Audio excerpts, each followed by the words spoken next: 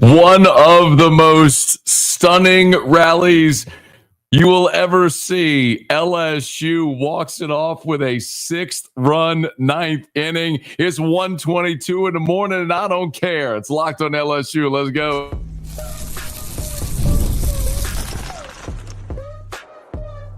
You are Locked on LSU, your daily podcast on the LSU Tigers. Part of the Locked On Podcast Network, your team every day. Okay, let's get it. It is Locked on LSU, your team every day. I'm your host, Matt Moscona. Thanks so much for making us your first listen. We are free, available wherever you get podcasts, of course, on YouTube as well. So please subscribe. As always, one of the fastest ways to help us grow is by leaving your comments below. LSU flat robs Tennessee.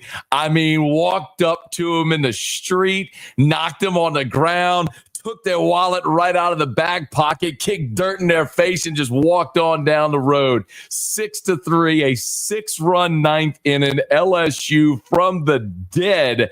Alec Box magic, and the Tigers improbably walk it off. Oh, where to begin, y'all?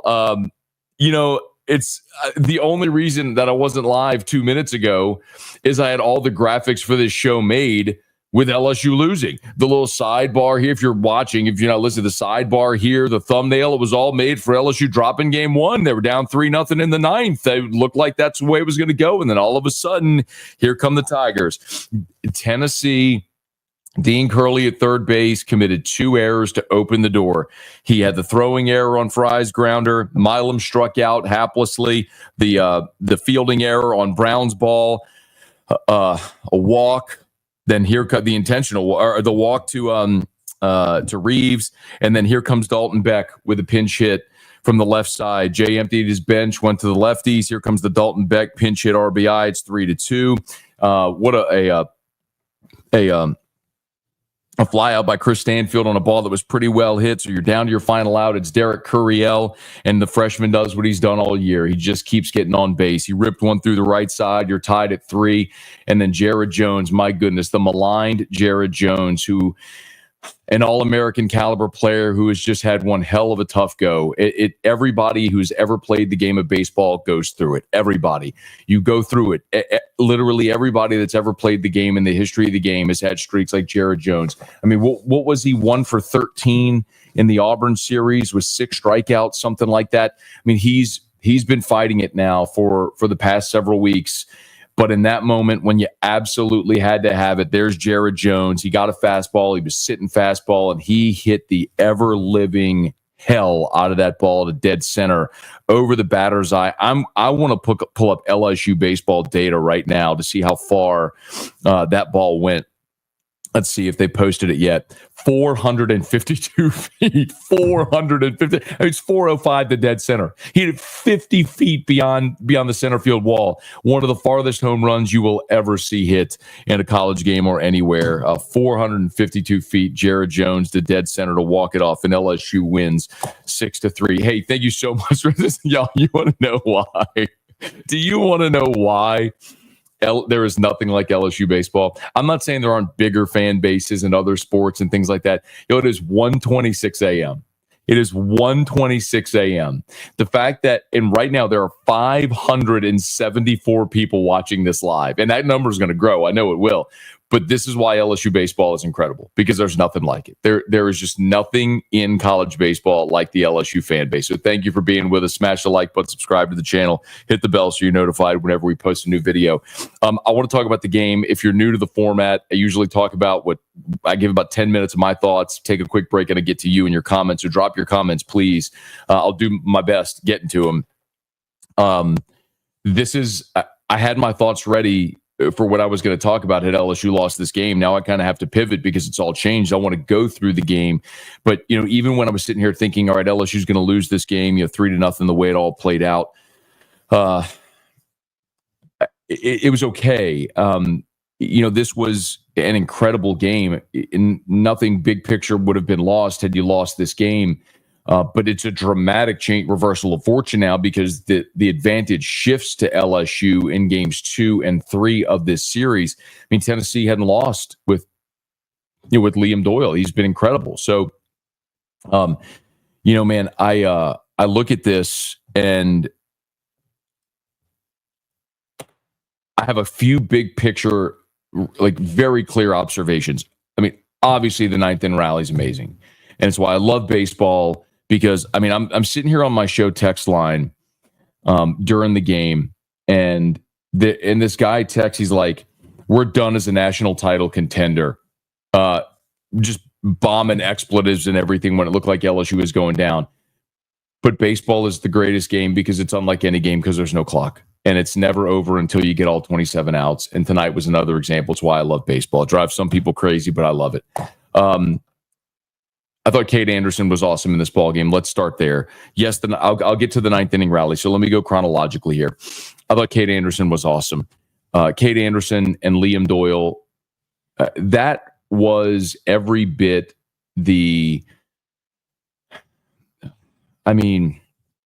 when I think about the greatest pitching duels I've ever seen in my lifetime anyway, the Aaron Nola, John Gray Super Regional in 2013, and obviously Skeens Louder in 2023. Those are the two that stand out, and those stand out because they were two big leaguers dueling against each other in the postseason in massive environments. This is as close to that as you'll get because both Anderson and Doyle are going to be big leaguers. You saw big leaguers on the mound. And it's a reminder if you're sitting here kind of bummed about the LSU offense not yet being shut out through 8 innings and being handcuffed by Doyle. LSU, Curiel got the leadoff walk. After that, strikeout, ground out, strikeout. Went down in order in the second, down in order in the third. Jones led off the fourth with a walk, but then you went fly out, strikeout, foul out. You went down in order in the fifth.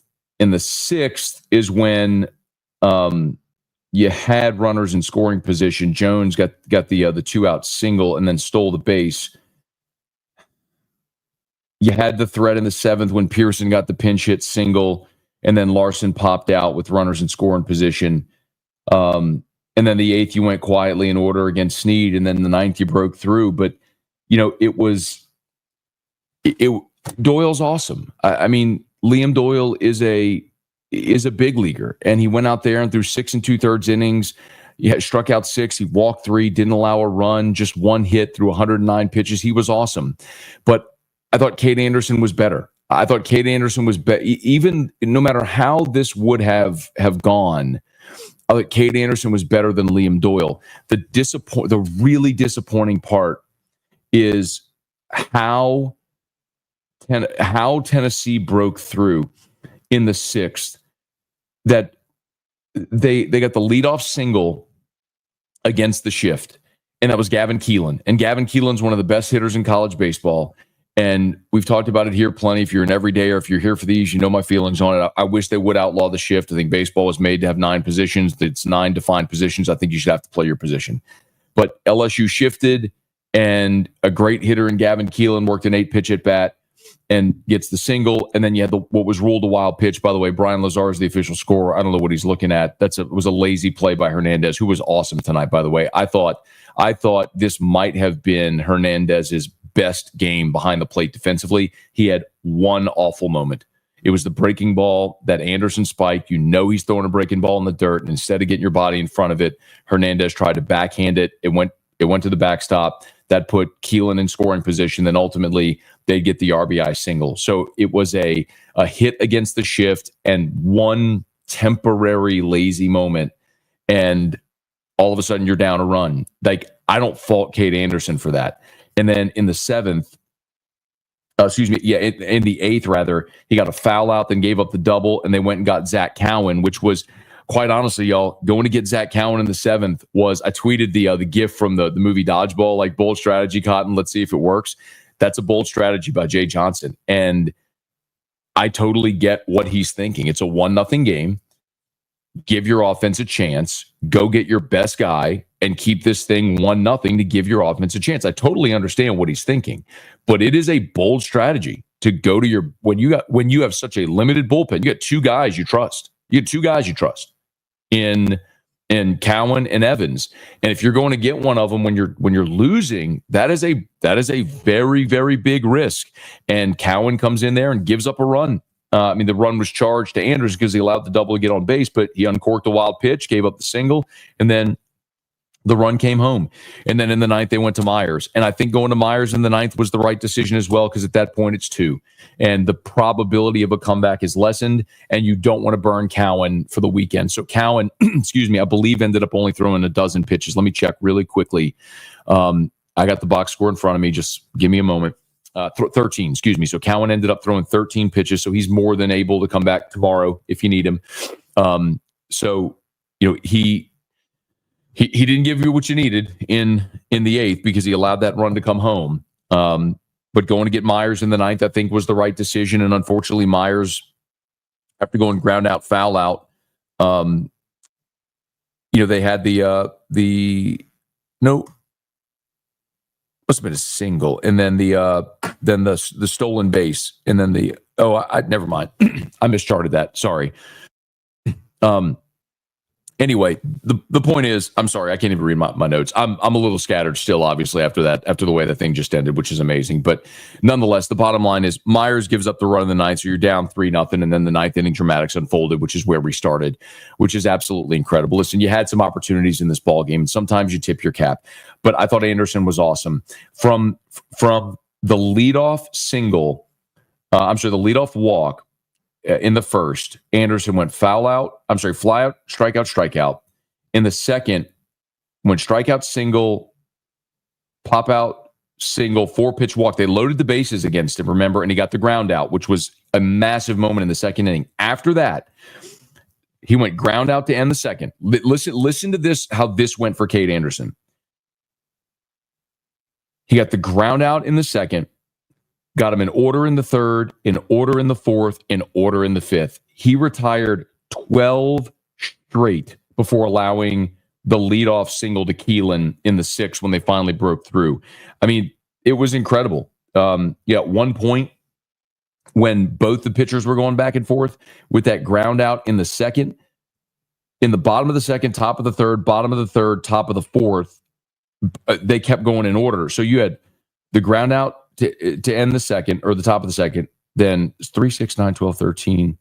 13 consecutive batters were retired by the two pitchers. There was another stretch where 9 straight were retired. LSU was no hit until the bottom of the sixth inning in this ball game. Like, you can tip your cap. Liam Doyle was awesome tonight, but so was Cade Anderson. And Cade Anderson kept LSU in it at bay. He was economical too. He had a 9-pitch third inning, a 9-pitch fourth inning, a 10-pitch fifth inning. And as fun as strikeouts are to see, 1-pitch flyouts are way more economical, and that's how you're able to pitch deep into the ball game. So what a night for LSU's ace. And what Cade Anderson showed you tonight, he went 7 1/3, allowed 2 runs on 6 hits, struck out 11, walked 3.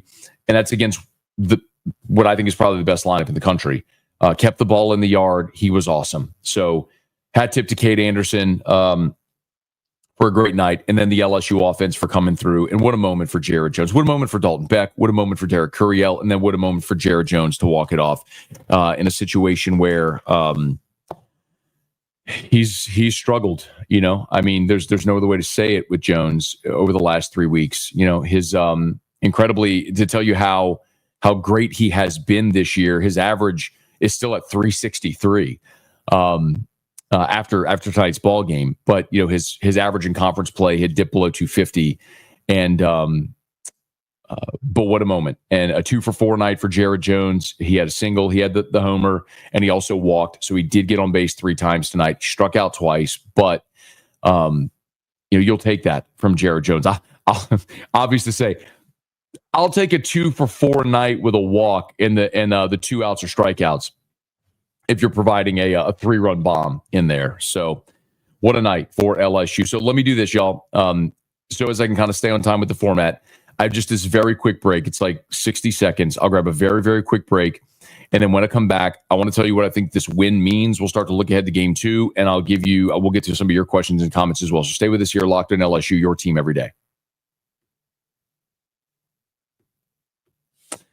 Get the supplies you need from the site made for the skilled trades, Supply House. Whether you're in plumbing, HVAC, or electrical work, Supply House is the reliable way to order products online. Their easy-to-use website is packed with helpful resources, the latest product info to help you get the job done right. Plus, with a complete inventory of over 200,000 parts from 400-plus top brands, you'll find exactly what you need, delivered fast from coast to coast. Need help with an order? Supply House offers expert support and industry-leading service, so you'll always talk to a real person. And for trade pros looking for an edge, their free Trademaster program offers exclusive perks like a dedicated phone line, free shipping, and discounts on every order. Thousands of skilled professionals are already taking advantage. Now it's your turn. Join the Trademaster program today at supplyhouse.com/TM and start ordering plumbing, HVAC, and electrical supplies with just a few clicks. Plus, use promo code SH5 for 5% off your first order. That's at supplyhouse.com. So LSU and Tennessee both came into this game at 12-6 in league play. So, as we continue to look at the math, right now, LSU moves to 13-6 and Tennessee falls to 12-7 with the loss. And as we're putting together the path to a super regional, right? If you're thinking Omaha, the surest way is to make sure the path to Omaha runs through the box. So you're hosting a regional and super regional round. That means being a top 8 national seed. Well, how do you do that? You get to 20 wins in conference play. If you get to 20 wins in conference play, you're locked to be a national seed. So right now you're at 13. It's a numbers game. You got to go find 7 more wins, right? You got to go find 7 more wins. You got 2 more games against Tennessee. You got 3 against A&M. You got 3 against Arkansas and 3 against South Carolina. So with 11 games to go, you got to find 7. So can you go 7-4 the rest of the way, knowing full well that you still have South Carolina at the end of the season? Now, you got to go play there, but South Carolina is just ahead of Missouri as the 2 teams really at the bottom of this league. So you have a real opportunity with 2 more games against Tennessee, the Arkansas series at home, and a very winnable South Carolina series. Of course, you do have to go to A&M next weekend. But it's why this game was so massive. This series is so massive because now that you managed to come back and steal that game and move to 13-6, now over the next 2 days, you have to split and, wait and see what the lines are whenever they're posted. But the advantage in game 2 flips to LSU, whereas in this game, look, LSU was an underdog in this game. They were a betting underdog in this game. So, now with Einstein on the mound, the advantage flips to LSU. And then obviously in game 3 as well, these are 2 teams that both have struggled to find their consistency with a game 3 starter.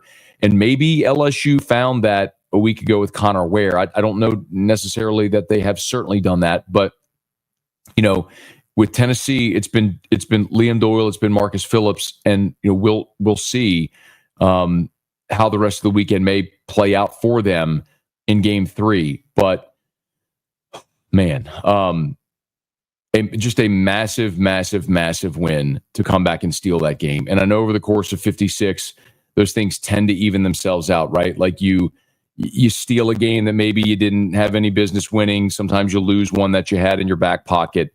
But I'll tell you, I feel like we've seen this go LSU's way a couple of times already. Game 1 against Mississippi State, where LSU was dead in the water and had the big rally, was awesome.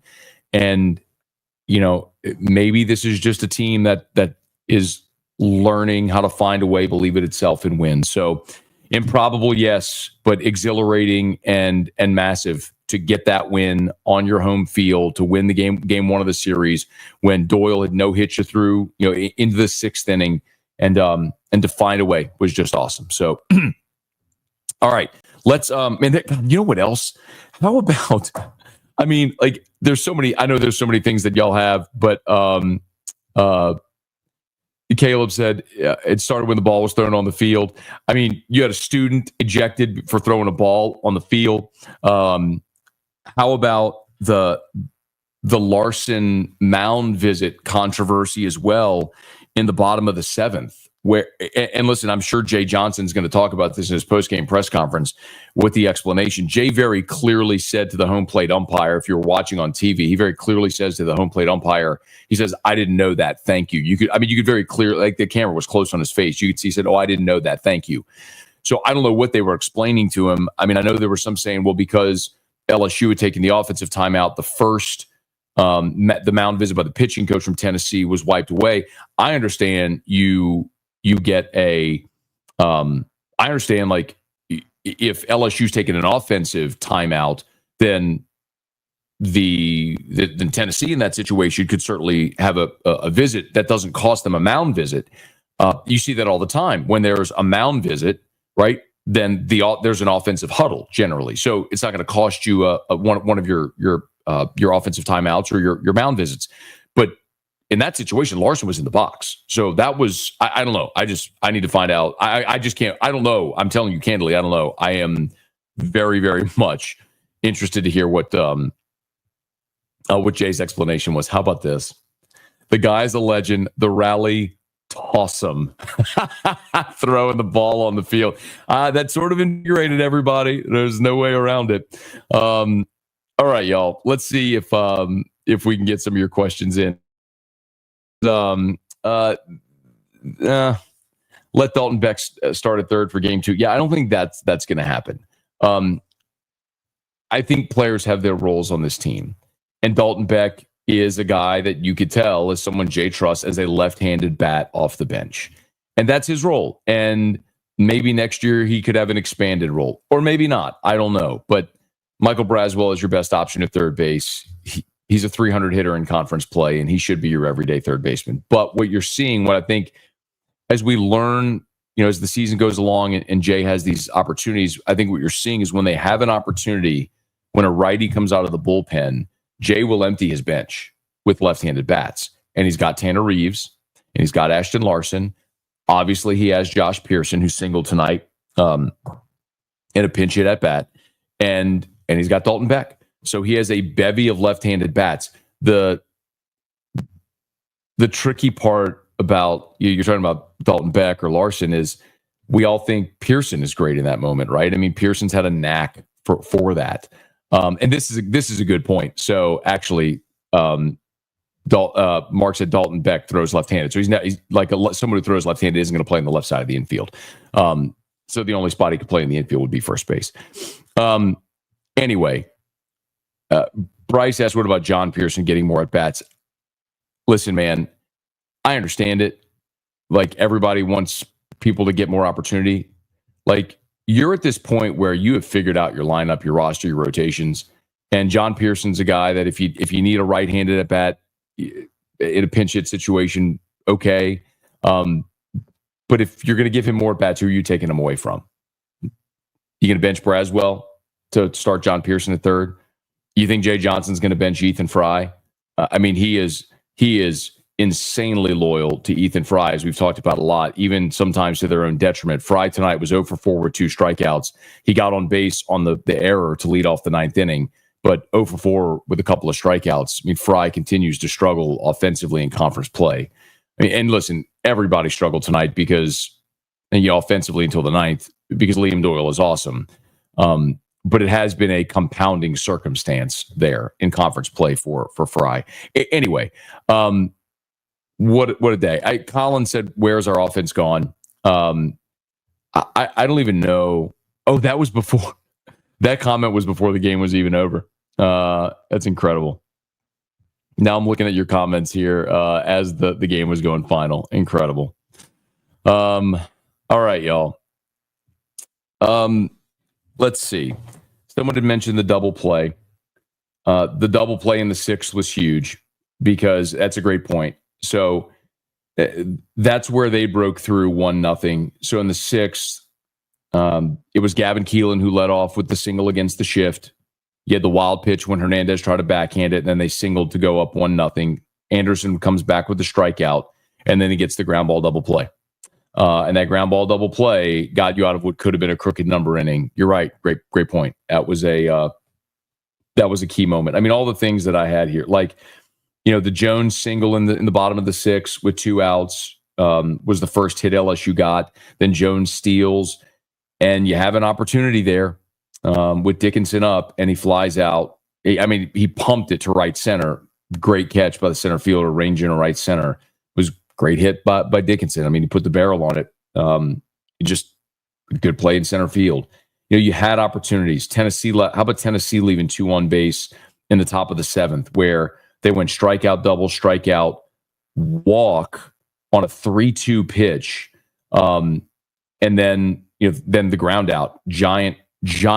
I was ground out to Milam. There's a giant opportunity there that Tennessee had. They had opportunities to put up crooked numbers, man. And LSU, Cade Anderson kept slamming the door whenever they had those opportunities. But similarly, the LSU offense, LSU had runners in scoring position in the 1st, the 6th, the 7th, and then the 8th.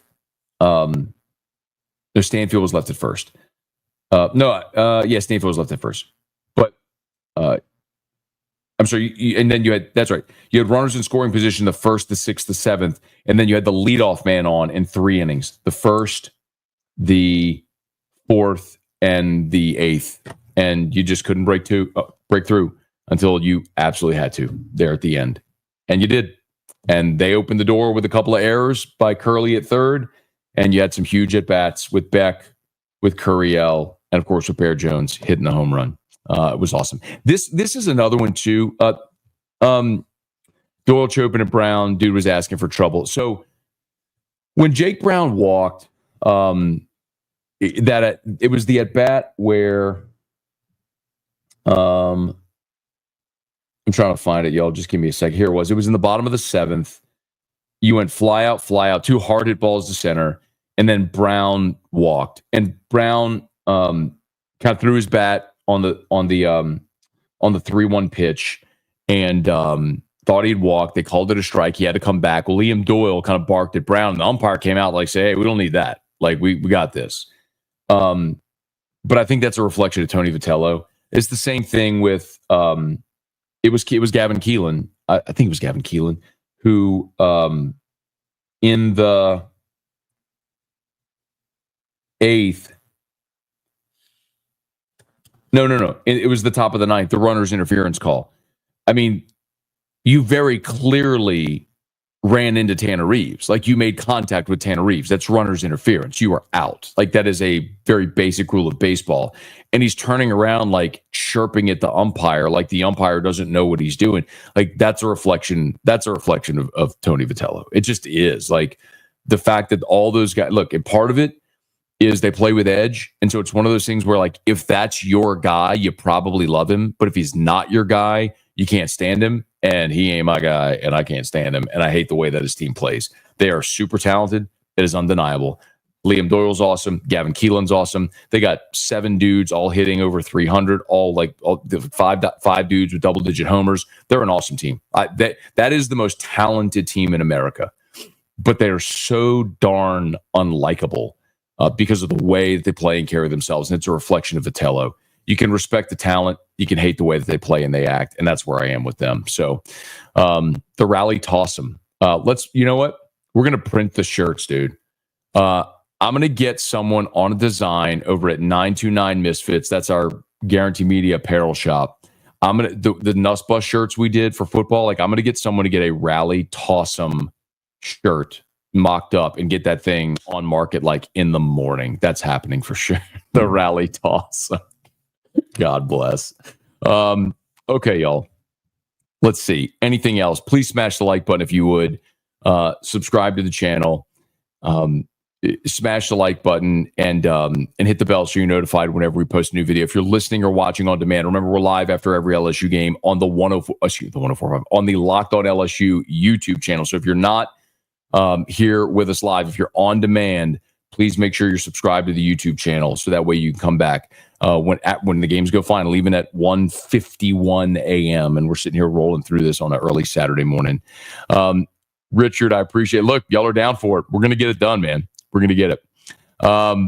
Okay, let's get out of here, y'all. I appreciate you so much for hanging out, for staying up with us. Tip of the cap. These comments are going pretty fast. Someone said, how about the crowd?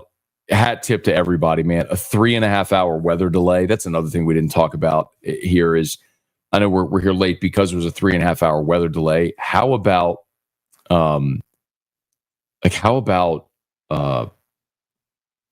Doyle and Anderson sitting through a 3.5 hour delay and still having that type of performance? They were awesome. Both guys were awesome. You know, and I if you're just joining and missed, I said a bit ago, you know, the statement I was prepared to open with as I was gathering my thoughts as it looked like LSU was going to lose the game is like, it's a bummer that you lost, but it's not devastating. Because that's a really good team. And what you showed is you could play with the most talented team in America, and that you have an ace that can go handcuff the best lineup in America. Like, if not, even look, the ninth inning route, the 6-run ninth, and Jones's homer, and that's awesome, right? That's awesome. And I'm fired up. I'm so glad they won. You'd much rather learn these things in a win than in a loss.